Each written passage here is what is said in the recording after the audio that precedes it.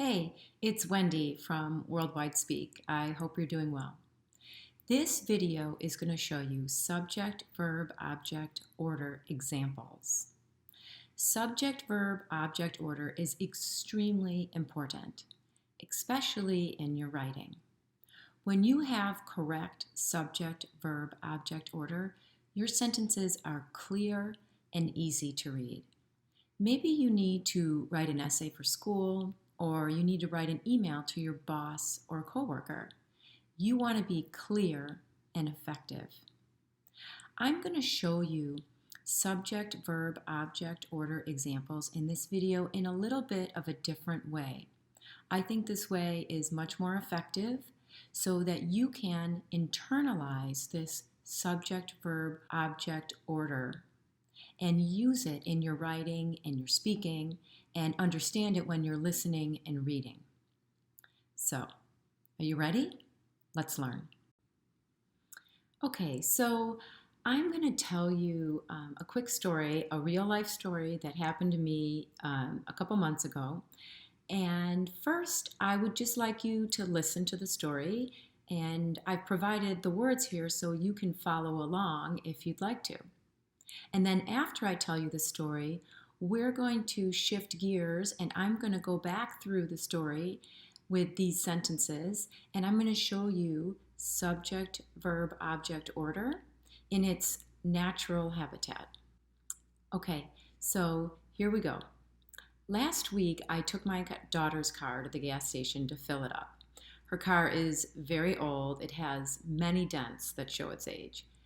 It often makes noises when you drive it, but it still runs pretty well, or so I thought. At the gas station, I filled the tank, then put the nozzle back into the dock on the pump. Afterwards, I closed the filler door and hopped into my car. I put the keys in the ignition to start the car. I turned the keys once. Nothing happened. I turned the keys twice. Nothing happened. I thought to myself, well, the third time's the charm. So I tried one last time. Nothing. The car was completely dead. And I needed to pick my son up from school, and I only had about 15 minutes to get him. And there were no jumper cables in the trunk. Luckily, an older man saw me with the car hood up, and he pulled over to help me. When he exited the car and looked at me, we both started laughing. It was my Uncle Bob. What a coincidence. He grabbed the jumper cables from his trunk and put them on both cars. Fortunately, my daughter's car started right away. I gave him a hug and I thanked him profusely. Then I quickly drove off to get my son from school, and I got there right on time. My uncle definitely saved the day. All right, so now you've heard the story. Let's take a look at these sentences in the story and really focus on subject, verb, object order. I've taken the time to highlight some of the sentences in different colors, with the subjects in green, the verbs in yellow, and the objects in pink. I haven't done every sentence because then the page would be color chaos, but I thought I would pull out some of the sentences so we can get a better understanding and a better feel for the subject, verb, object order. Let's take a look at these sentences. Let's look at the first one. Last week, I took my daughter's car to the gas station to fill it up. What's the subject or the main character of the sentence? It's me. So here highlighted in green is I. And then what is the verb or the action? Well, that's highlighted in yellow and it's took. And then the object, I took what? Remember, the object answers that question, who or what? And I took what? I took my daughter's car. So my daughter's car is highlighted in pink. It's the object. Let's take a look at the next sentence. Or, well, part of the sentence. It's a compound sentence, and it says, and It has many dents. It is the subject. That's my daughter's car. That's the pronoun for it. Has is the verb or the action. It has what? It has many dents. The many dents is the object. So as you can go through this first part of the story, we see that pattern, subject, verb, object, in almost every sentence here. You see the subject in green, you see the verb in yellow, you see the object in pink. And when you can see it like this, you see how important it is to be consistent and to constantly be using that subject, verb, object order in your written sentences. It makes the story, it makes your writing so much more clear and easy to read. Plus, it's essential, this subject, verb, object order, for English grammar. Here is the second part of the story. Again, the subjects are highlighted in green, the verbs are highlighted in yellow, and the objects are highlighted in pink.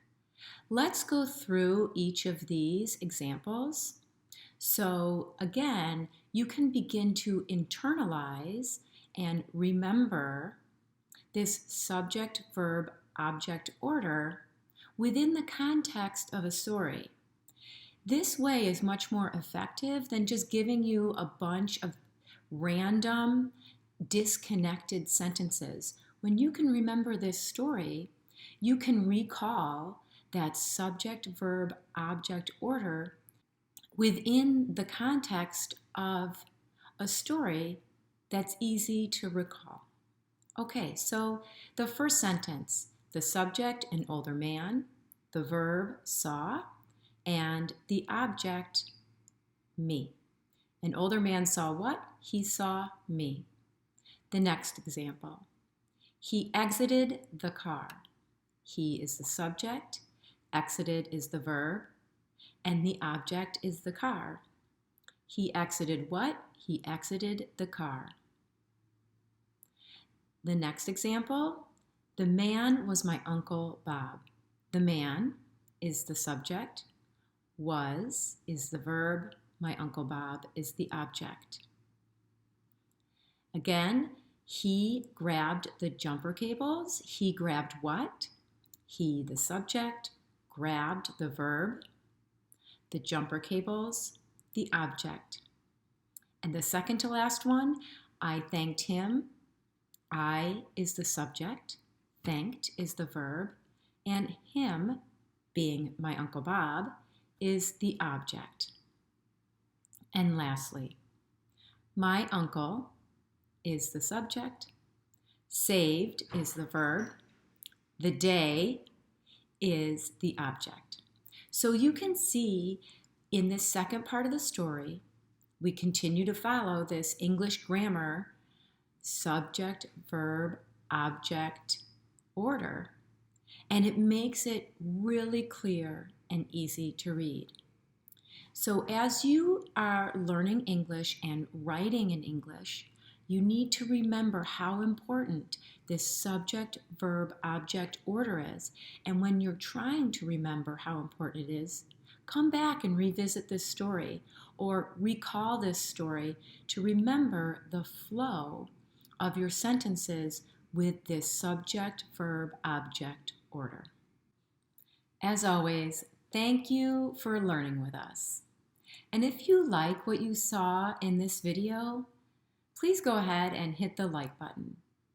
And always, when you subscribe, it really helps us grow this channel so that we can reach many more people across the world and help them with their English language learning goals. We also have a website, worldwidespeak.com, with plenty of English language resources. You can find one-on-one coaching there, and you can also find courses where you can download them and take them at your convenience. And if you have made it all the way to the end of this video, I would love it if you'd drop me a comment in the comment section down below, and I will personally respond to your comment. Thank you so much. Take care.